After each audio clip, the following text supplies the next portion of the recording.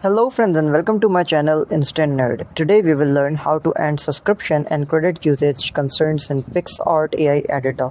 First of all, make sure you have the application installed and it is up to date. Open the application. From the bottom menu, click on this human icon and over here you will see that I have 1 weekly credit left. If you have the pro version, you can simply click on it and cancel it from here. You can also read the description what you will get in this. Now on the top, click on these 3 dots and from here you can buy the subscription as well, and you can also deactivate your subscription over here. This is the first way.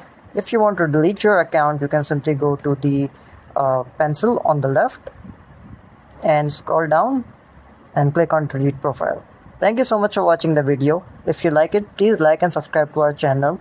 Please hit the subscribe button as we are about to hit 1000 subscribers. Thank you.